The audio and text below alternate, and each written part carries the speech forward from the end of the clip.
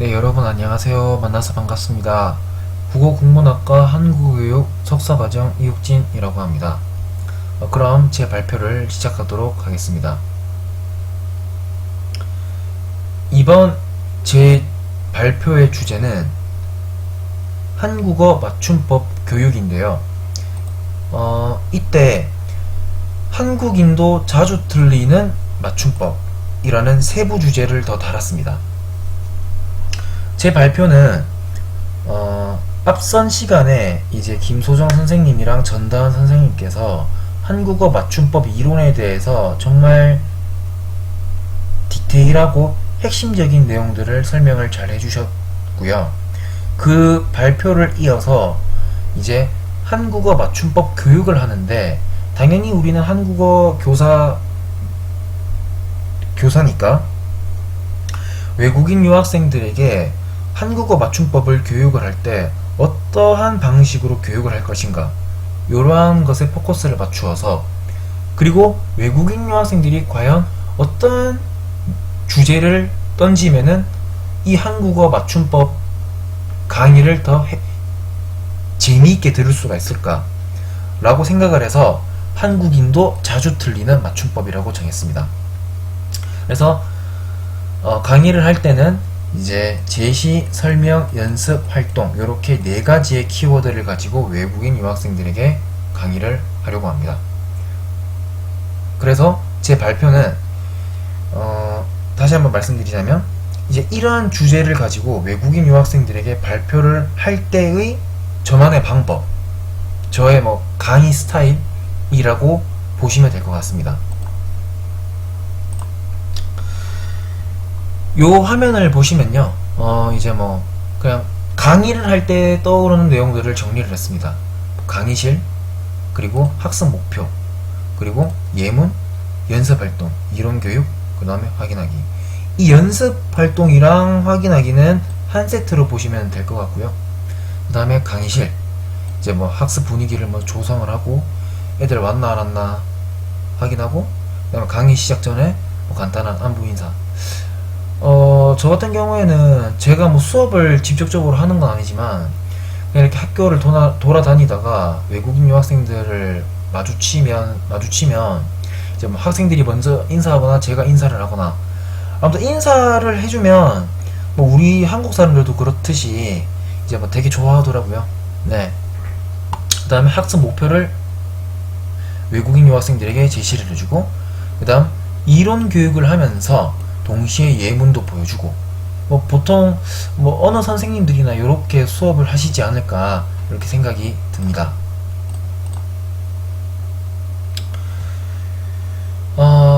아마 제 동영상 강의를 들으시는 선생님분들 대다수가 실제 대학교에 있는 한국어 학당에서 외국인 유학생들을 대상으로 한국어 교육 수업을 하셨으리라고 생각이 됩니다. 그 중에서 저는 개인적으로 제가 만약에 한국어 학당에서 강의를 하게 되었을 때 질문도 그렇고요, 그 다음에 수업도 그렇고요, 이제 한글 맞춤법에 대해서 시작을 하게 된다면 굉장히 부담스러울 것 같습니다. 왜냐하면 내용도 정말 방대할 뿐더러 한국 사람들도 잘 이해를 하지 못하는 것을 외국인 유학생들에게 설명을 해야 되니까 그 엄청난 부담감이 있을 것 같아요. 그래서 이제 이러한 주제로 외국인 유학생들에게 강의를 하게 된다면 두 가지의 학습 목표를 제시를 할 것 같습니다. 왜 한글 맞춤법이 중요한가? 그리고 한국인도 자주 틀리는 맞춤법이 무엇이며 어떻게 이를 외국인들은 구분을 할 수가 있을까? 이렇게 명확하게 학습 목표를 제시를 하고 외국인 유학생들에게 좀 흥미를 유발할 수 있는 그러한 역할로 사용을 할 것 같습니다. 한국인들도 잘 모르는 거를 너희들이 만약에 이번 시간을 통해서 잘 안다, 그럼 너는 정말 똑똑하다, 한국어에 대해서 굉장히 소질이 있다 라는 식으로 학생들한테 칭찬을 해줄 수가 있을 것 같아요. 요 내용은 아마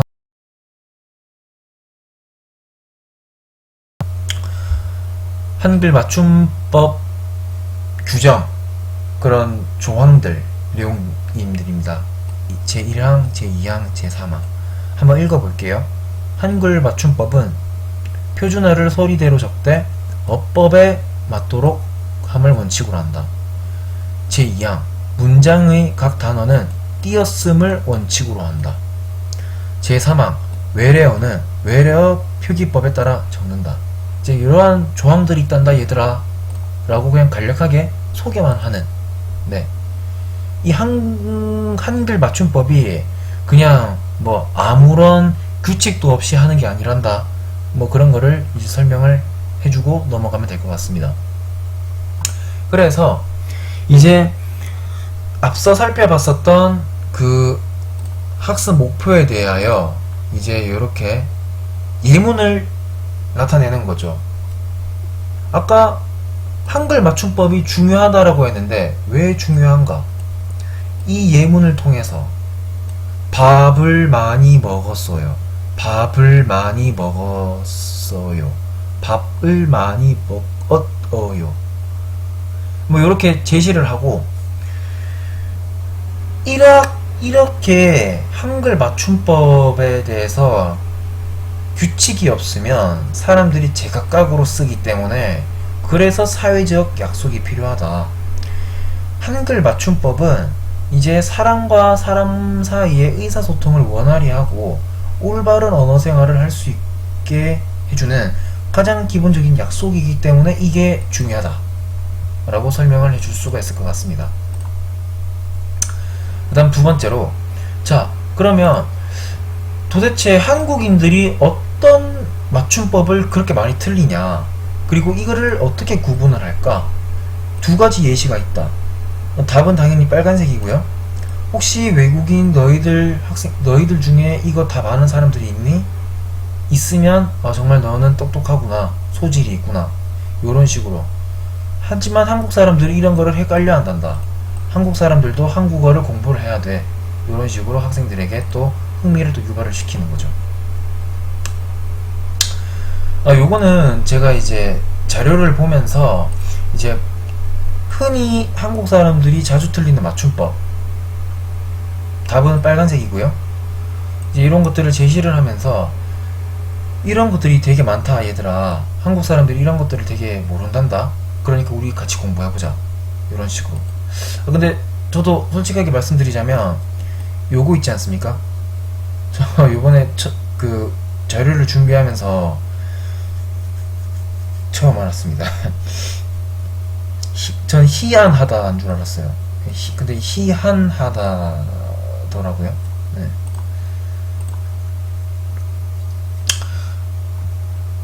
그래서 이제 앞에 이렇게 학생들에게 이제 흥미를 이렇게 유발을 시켰다면 이제 한글 맞춤법에는 대표적으로 이렇게 세 가지가 있다라는 것을 제시를 해주고요.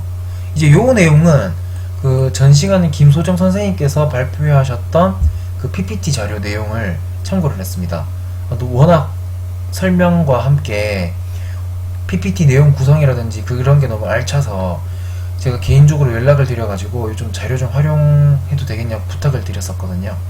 그래서 그 중에 이제 우리들은 요 형태에 관한 것을 집중적으로 한번 배워볼 거다 라고 학생들에게 설명을 하고 본격적인 이론 교육을 진행을 하면 될 것 같습니다. 이제 요거 네 가지가 이렇게 있는데요. 요거는 정말 베스트인 것 같습니다. 베스트. 특히 이 돼야 돼 요거 두 개, 요거는 제 친구들도 굉장히 다들 모르더라고요. 네. 그래서 한국 사람들은 정말 이러한 것들을 많이 틀린다. 예문은 이러한 것들이 제시를 하면서 이제 이러한 것들을 왜 한국 사람들이 잘 모르며, 그리고 이거를 어떻게 구분할 것인가, 이제 그거를 하나하나씩 살펴보면서 학생들에게 설명을 하는 거죠.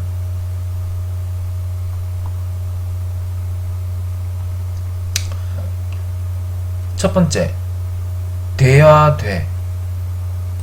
여기서부터는 근데 학생들이 조금 많이 부담을 느낄 수가 있을 것 같습니다. 왜냐하면 이론적인 내용이 있고 그 다음에 암기해야 될 부분도 있으니까요. 근데 제가 이거를 자료를 준비를 하면서 저도 영어 공부를 할 때 뭐 여러가지 문법 공부를 하면서 차이점이 있는 문법 같은 경우에는 A는 이런데 B는 이렇구나, 뭔가 두 개 간의 차이점이 있으면 그거는 되게 공부하기가 쉽더라고요. 그래서 뭐 이 대와 대의 대표적인 차이점이 바로 요거, 해와 하를 넣어서 대입해보기, 그거 사야 돼, 그거 사야 해, 그거 사야 돼, 그거 사야 하. 이건 어색하죠? 그러니까 이런 것처럼 학생들에게 차이점을 제시를 하면서 이렇게 설명을 하면은 학생들이 조금 이해하는데 쉽지 않을까. 그리고 문장의 끝마침은 되는 사용하지만 이 되는 홀로 쓰이지 못한다. 뭐 대표적으로 안 돼. 요거 제 친구들 중에 많이 이렇게 쓰더라고요. 요렇게 네. 근데 요런 것들을 학생들에게 설명을 해주면 좋을 것 같습니다. 그 다음에 when과 when. 네. 이때 이제 이 when과 이 when에는 이 when에는 이러한 뜻을 가지고 있다. 어찌된, 어떠한. 주로 어찌된 것이냐고 물을 때 사용한다. 뭐 아니 이게 웬 떡이냐, 요럴 때 이 when을 사용한다. 그 다음에 이 when은 왜에서 온 말로 왜인지라는 줄임말로 뚜렷한 이유 없이 왜 그런지 모르게의 뜻으로 쓰인다. 요런 차이점을 제시를 해주는 거죠. 그 다음 다음으로 넘어가서 그 다음에 에요, 예요. 이제 요거 같은 경우에는 또 학생들한테 설명을 할 때 요 차이점, 요건 굉장히 학생들이 외우기 쉬워할 것 같아요. 받침이 있으면 에요, 받침이 없으면 예요, 가방이에요, 의사예요. 그리고 아니다 라는 단어 뒤에는 무조건 에요, 아니에요, 아니예요.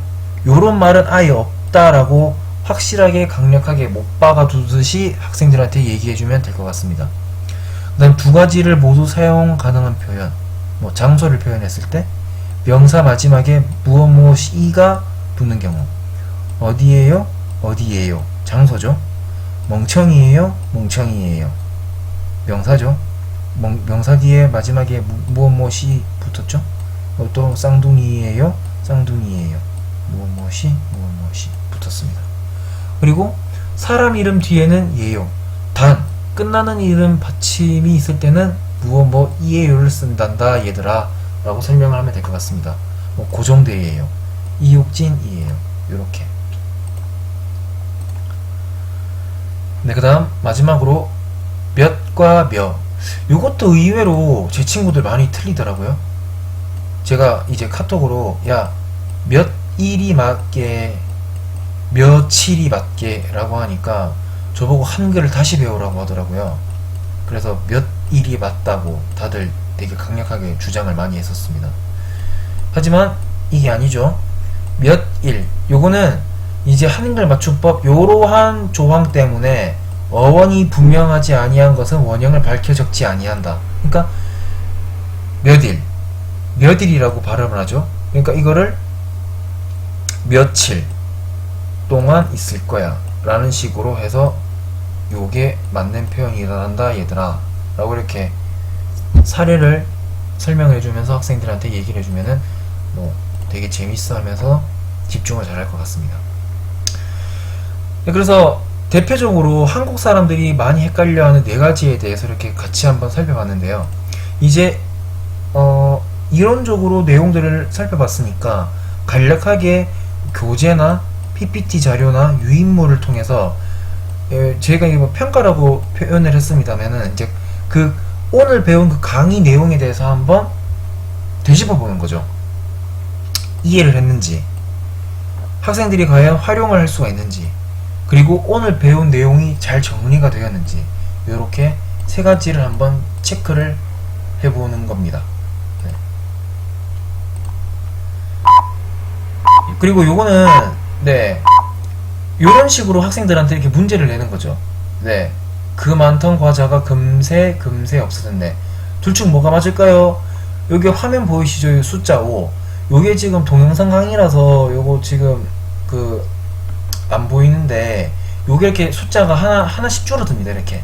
네. 4, 3, 2, 1 요렇게 딱 끝나면은 이제 다음 화면으로 이렇게 네, 요런 식으로 선택 요렇게 해서 금세가 정답이란다 얘들아 이렇게 또 바로 또 다음 문제 지금은 보이네요 화면에서 네 이렇게 해서 선택 답은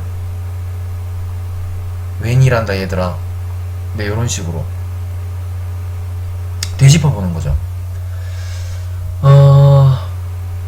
아무튼 요렇게 해서 네, 학생들한테 설명을 하면 죄송합니다.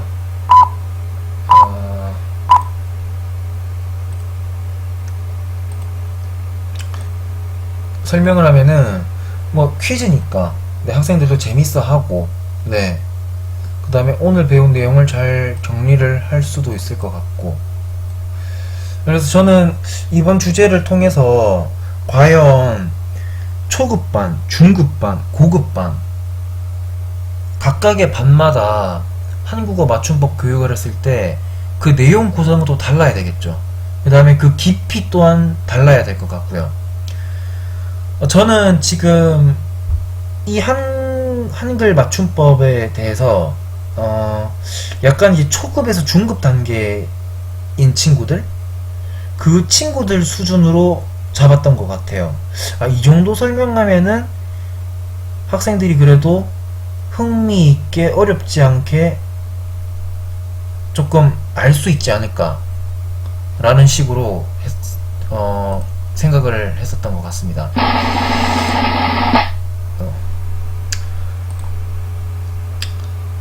이렇게 해서 제 발표는 네, 끝이 났고요. 제가 참고했었던 문헌들입니다. 네, 뭐 이러한 내용들, 이러한 자료들을 참고를 했고요. 이게 동영상 강의가 하다 보니 참 쉽지가 않네요. 나중에 뭐 좀 제 발표에 대해서 뭐 내용 PPT 내용이라든지 아니면 제 발표 이제 스킬이라든지 강의 스킬이라든지 좀 그런 내용 피드백 많이 좀 부탁드리겠습니다. 그러면 이것으로 강의를 마치도록 하겠습니다. 감사합니다.